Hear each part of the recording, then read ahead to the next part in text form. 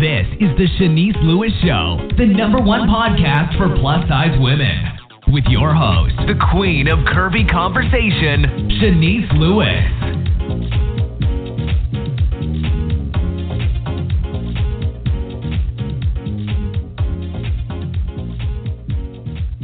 Welcome to the show. I'm your host, Shanice Lewis. Today is Monday, April 9th, 2018. The Shanice Lewis is an official sponsor of Full Figured Fashion Week Media Day at the 10th anniversary of Full Figured Fashion Week taking place in New York City on June 18th through the 23rd. You can read more about it on the blog at ShaniceLewisShow.com, or for more information about Full Figured Fashion Week, visit FFFweek.com. Now, make sure you are following this show's social media pages on Facebook at The Shanice Lewis Show and on Instagram and Twitter at Shanice Show. And make sure you subscribe to the show on iTunes, Google Play Music, or your favorite podcasting app. Today, we have a very special guest. Sharon Quinn, affectionately known as the original Runway Diva, due to her presence, style, and unbelievable confidence on the catwalk. She has had a long and successful career as a plus-size model with a client list that included The Avenue, Lane Bryant, Ashley Stewart, Bloomingdales, and Nordstrom's.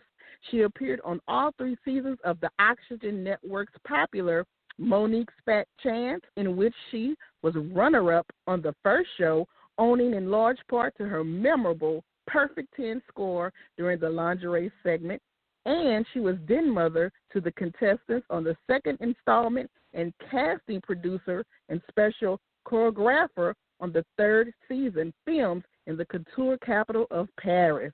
She is the creator, executive producer, and host of Model Behavior with Sharon Quinn, an award-winning local talk show on the Manhattan Neighborhoods Network's Lifestyle and HD channels. And since 2020, she has been the casting director for Full Figure Fashion Week, New York City's first fashion week devoted exclusively to plus sizes. A modern Renaissance woman blazing trails wherever she goes, Sharon also teaches private runway instruction to inspiring models and travels around the country, speaking to women, both young and old, about the power of loving oneself first.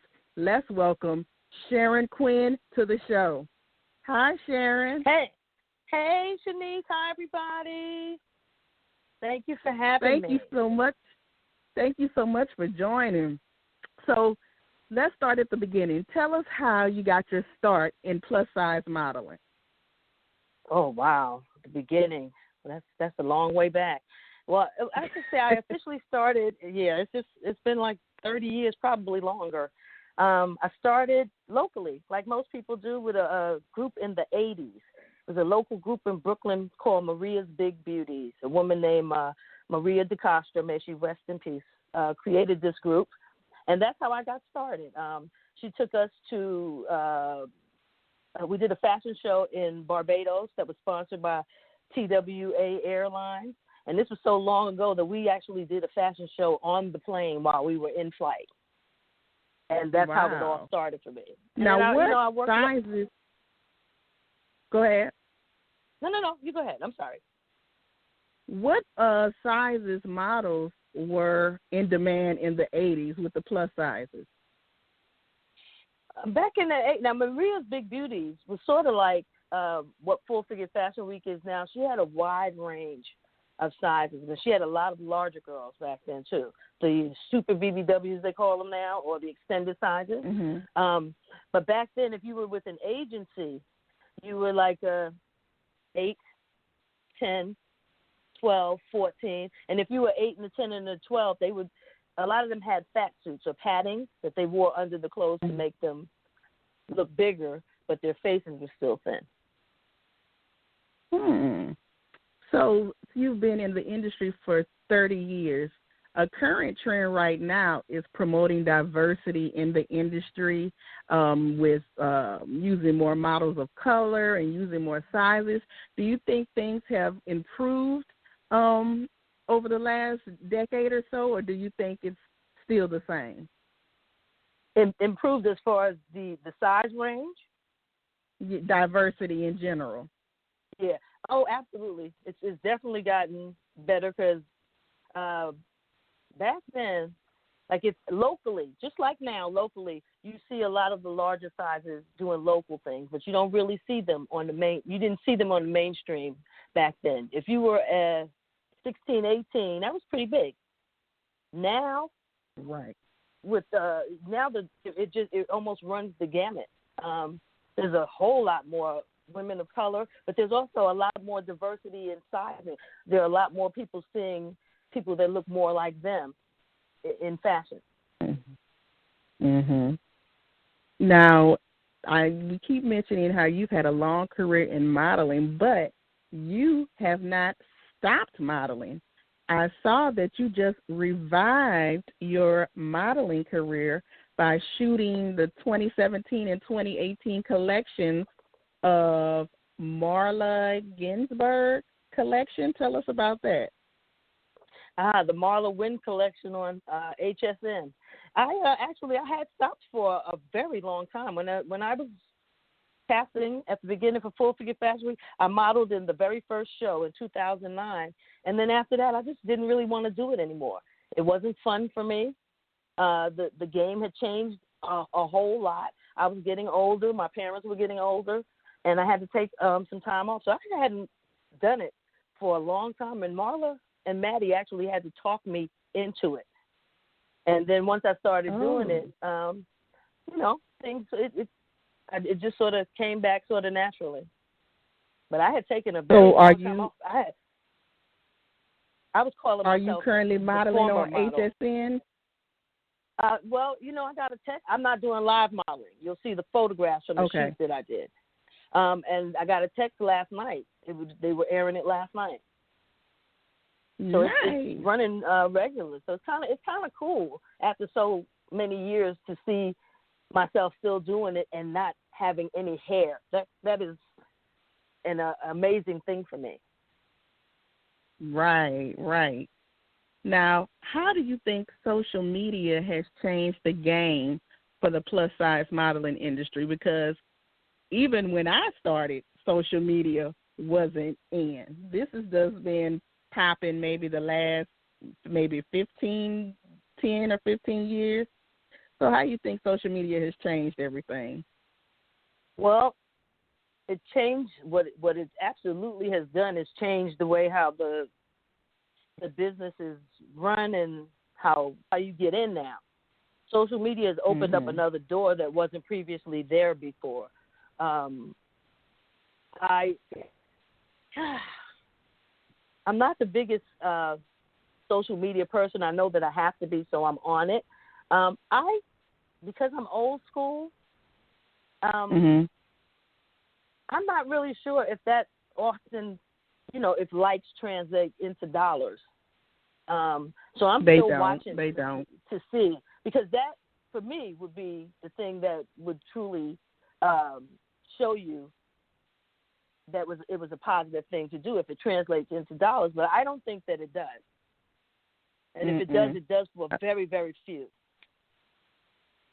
Do you think with social media, the lines are getting blurry between an Instagram model, a blogger that does photo shoots for a brand, and an agency signed model? Because someone who isn't experienced in the industry doesn't seem to know the difference. That's an interesting question. And wow. Well, to answer the first part, I do believe that the lines they're attempting to blur them. Do I think that is a good thing? Now, because I've been in this game for as long as I've been in it, and this is just my opinion based on what I see, what I see is a great lack of knowledge about your business and how to run it, because you are your business. And if you don't understand how your business runs,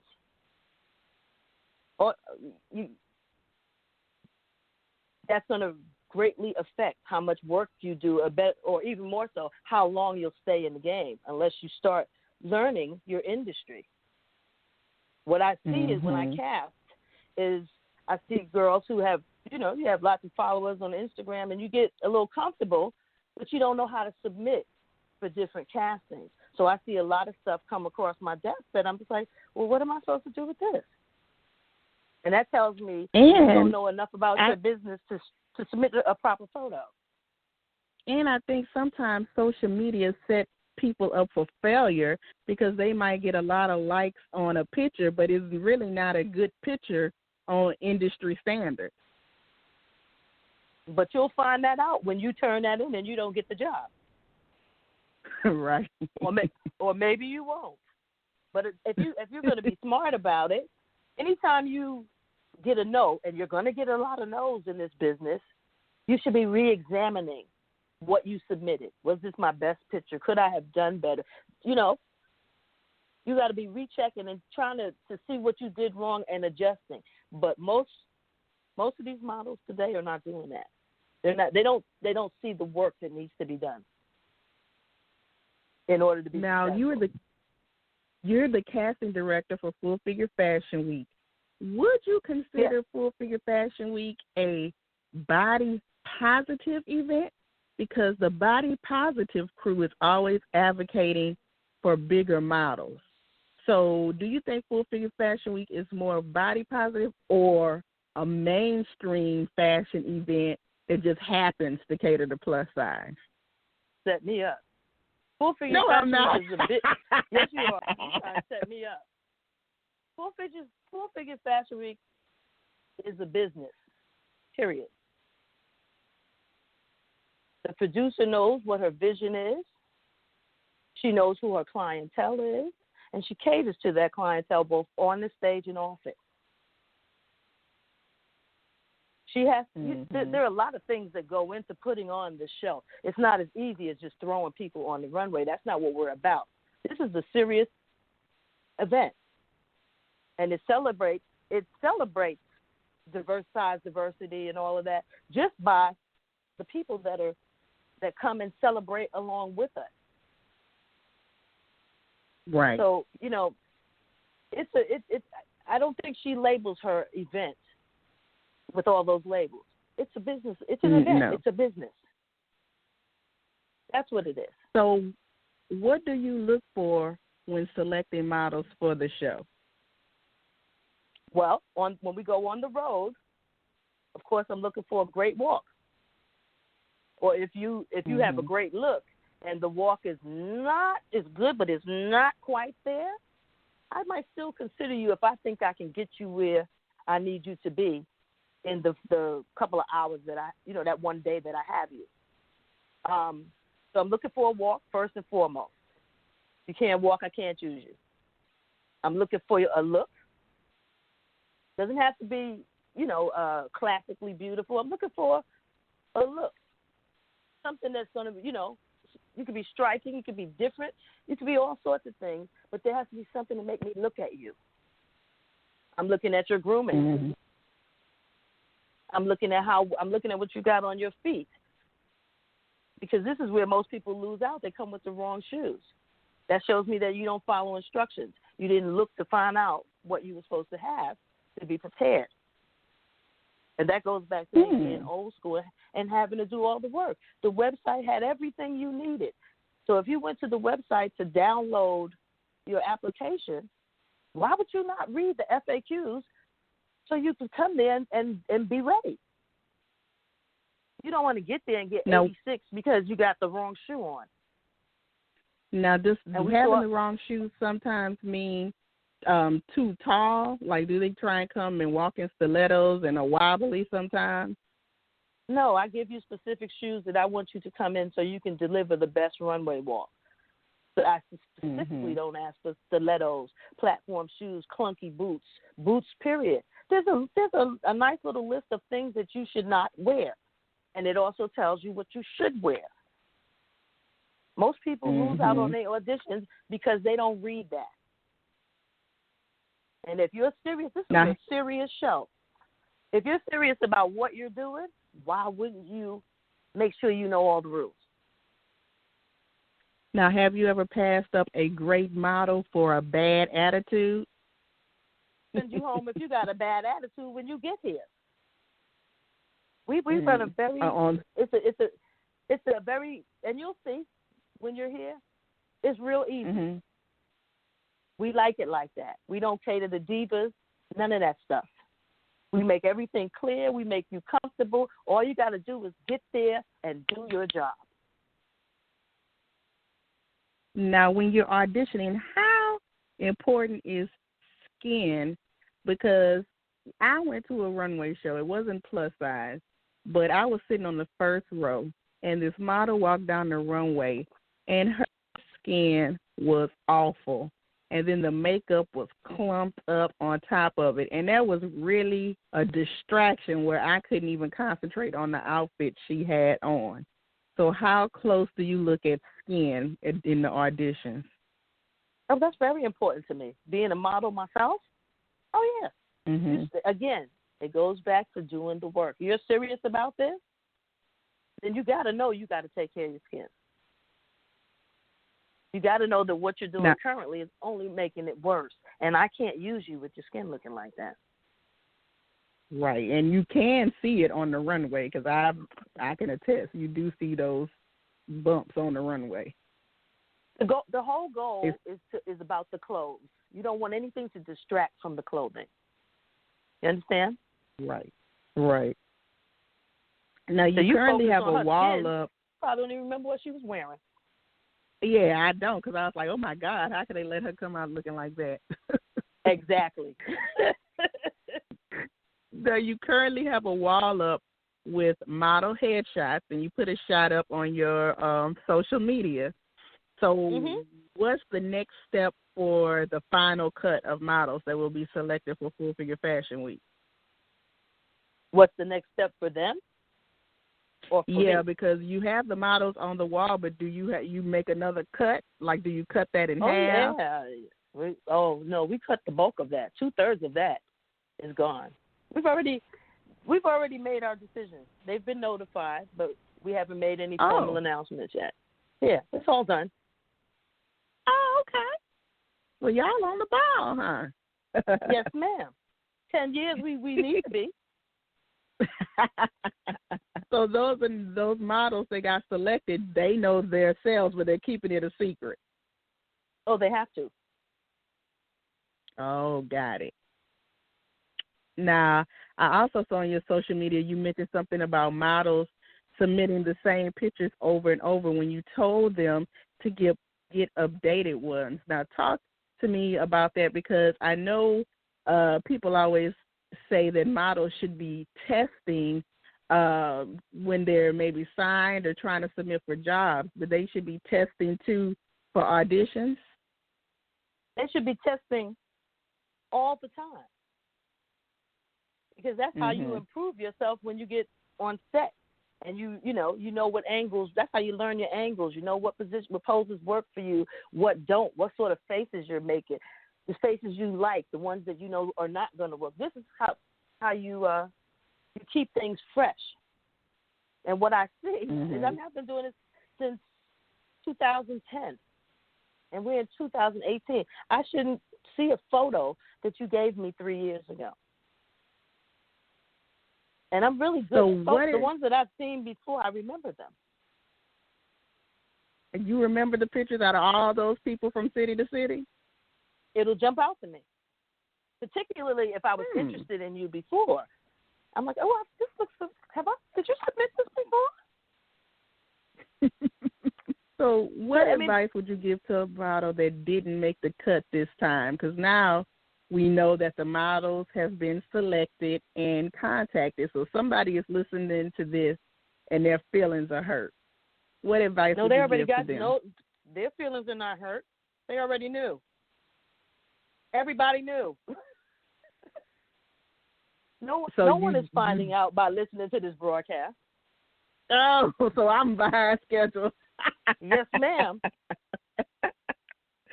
Okay, so what advice would you give to the models still that didn't make the cut but really want to be a model? Okay, first and foremost, let me just say this.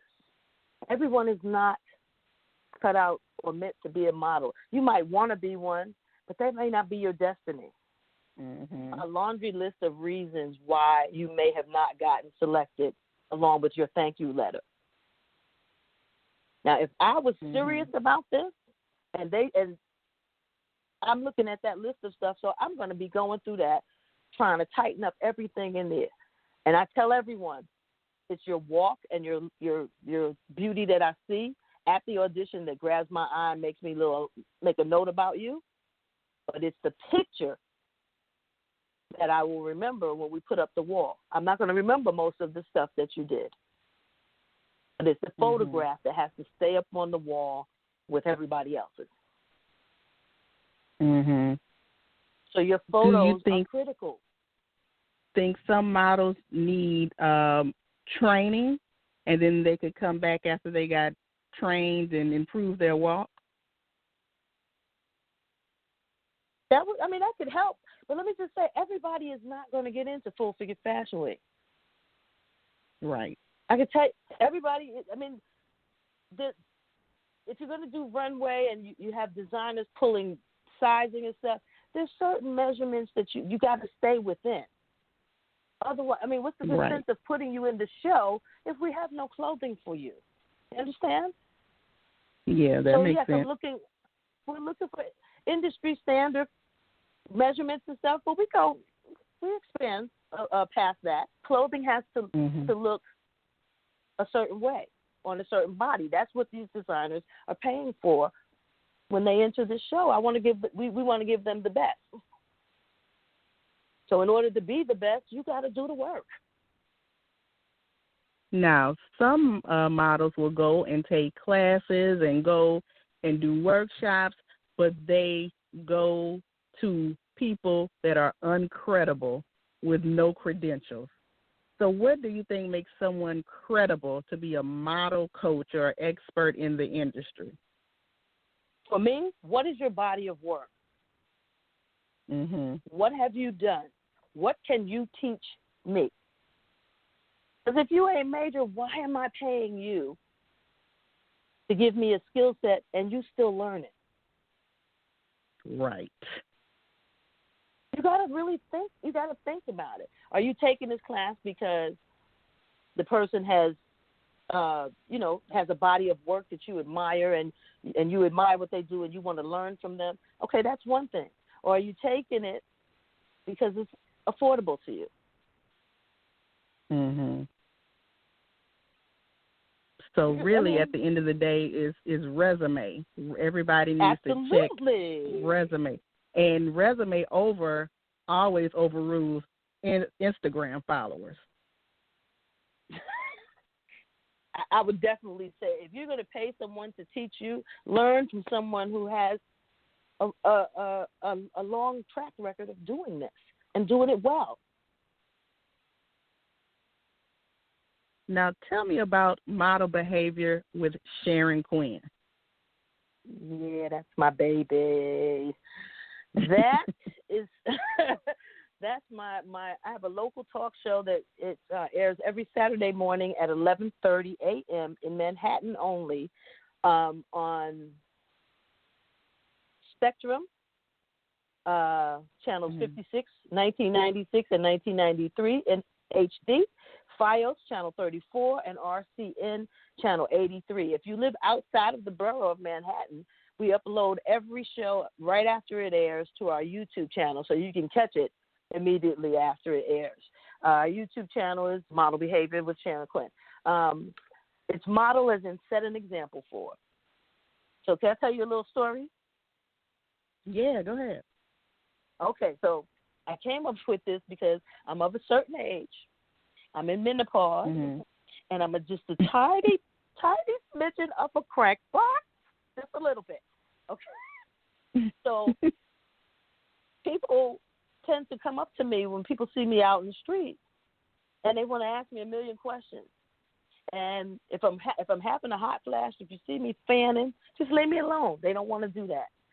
So it's torture for me, and it's definitely going to be torture for you because it's probably not going to come out of my mouth really nicely. because I'm aggravated and my hormones are raging and you don't understand that. To make a long story short, I came up with this show to prevent that from happening. So what I do is I bring on my friends. I have a lot of people in the industry. They come on, and what I do is I have them talk about their careers, how they did it, if how they had success, and success is relative to different people.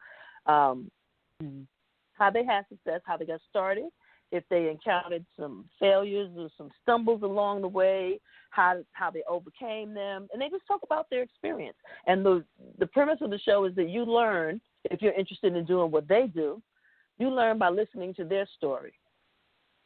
And that way, if you're a crankbox like me, you get to teach, which is what I always want to do, but I don't really have to have them in my face. So that's how it came. That's how it came about. Now, your show is not exclusive to the plus size industry, then? No, ma'am. Thank you for saying that. When I first started it, it wasn't exclusive to plus, but I was going to leave it in just fashion. And then I realized, as I got into taping it and learning more about the whole filming process, and I realized that I have a background that is kind of crosses a lot of genres. And I know so many people who are quite successful in their own way, both mainstream, and some of them are right under the radar, very successful, but you might not know who they are. So I just started bringing everybody in.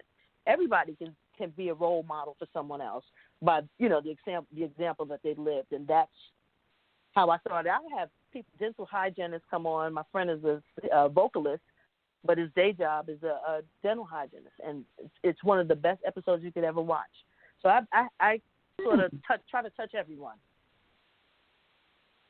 So since you touch everyone, do you take guest submissions? If somebody is interested in being a guest on your show, how can they submit?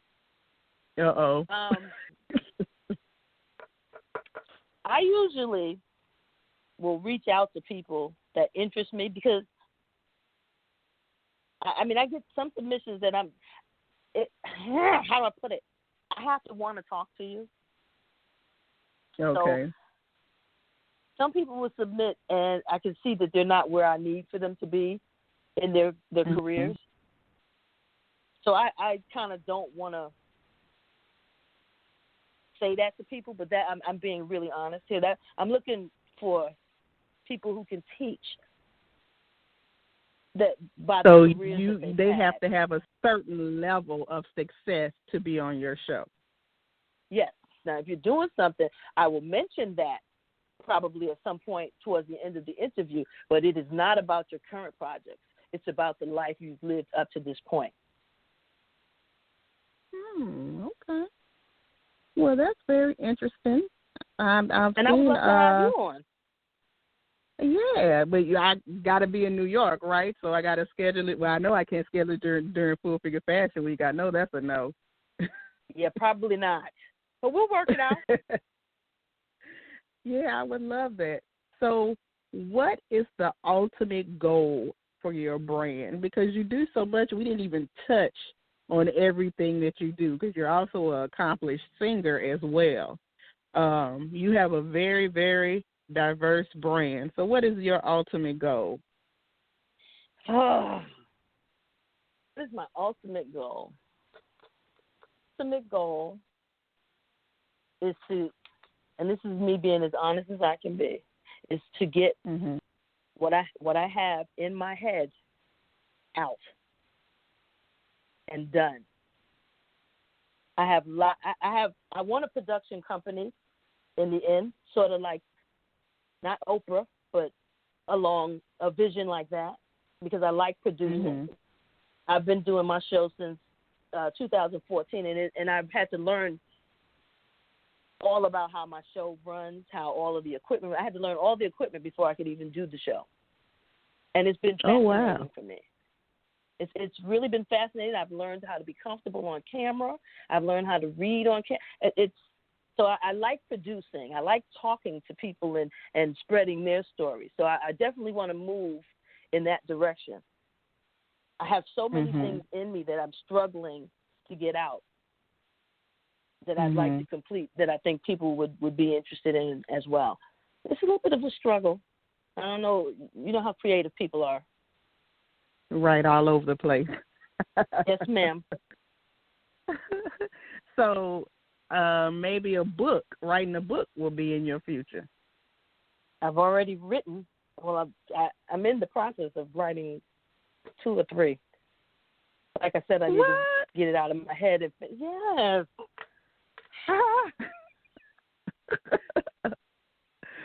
So, wait, I wanted one more question about your show, because when you were talking about your show, this popped in my head. So do you sell commercials or advertising space on your show? And now on public access, I don't think you're allowed to do that. I'm pretty sure they're clear on the rules. Now the goal with this show is to definitely get it picked up on a major network.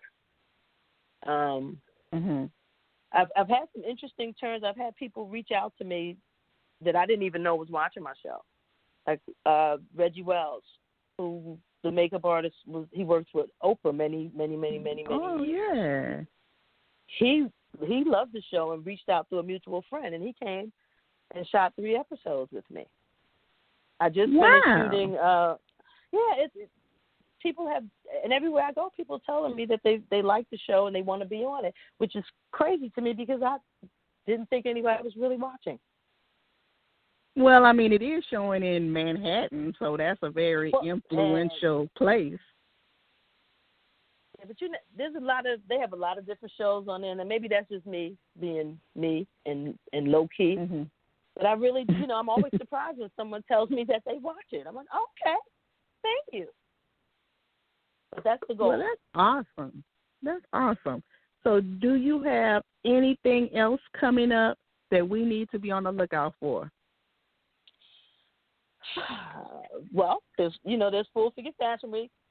I am in preparation because so many people have been asking me. I did a runway intensive with Gwen DeVoe a couple of months ago. It was quite successful, and I'm putting together a series of those because I see so much going wrong. The women who are coming up and trying to do this now, they have no knowledge. So the goal is to try to give them some, and I don't guarantee anyone a job, but I can give you the tools and what you can do with it, what you will, and hopefully, it'll work out well for you. But I promise nothing. But I know how I did it, and I can teach you how I did it. And also this year, aren't you focusing more on silver foxes? Well, no, that is Gwen's project. Oh, okay. I thought you were doing it together. No, she did the silver fox part of it, and I did the women. I did everybody else. And she got it. Yeah, that's her baby. Got it. So tell us your official website and how we can follow you on social media and keep up with everything you got going on. Okay. I do not have a website as of yet, but on social media, we're on Instagram at Model Behavior TV with Sharon Quinn. We're on Pinterest, Model Behavior TV with Sharon Quinn. Facebook, Model Behavior. Twitter at Model Behavior TV, and Tumblr, Model Behavior TV. And please don't forget to subscribe to our YouTube channel. Well, awesome. Well, continue success with everything you got going on. I always, look forward to what you're doing. You definitely have my support, and I will be seeing you real soon. Hey, Shanice, can I say one more thing? Go ahead. I'm going to go ahead and if people want to reach out to me, you know what? I'll go ahead and give you my email address to the show. I'd be glad to hear from you. It's Model Behavior TV at Outlook.com. Now, is that, you don't want guest submissions, right? No, because I've already said what I'm looking for. So if you think that's you, send it to me. But you got to live here, or you got to be willing to come here on your own expense. But I'm going to be open. How about that? and I'll just take a look. Okay, well, that's good. That's good. Thank you so much for being on the show. I enjoyed speaking with you. And continued success with everything. Thank you so much, and I'll see you in June, girl. See you in June. All right, bye-bye. Bye. And thank you to our guest this evening, the fabulous Sharon Quinn. Make sure you check out her show, Model Behavior with Sharon Quinn, and follow her on social media. I've been your host this evening, Shanice Lewis. Thank you for tuning in and supporting. And until next time, keep thriving in your curves and be blessed. You've been listening to The Shanice Lewis Show. For more info about the show, visit ShaniceLewisShow.com.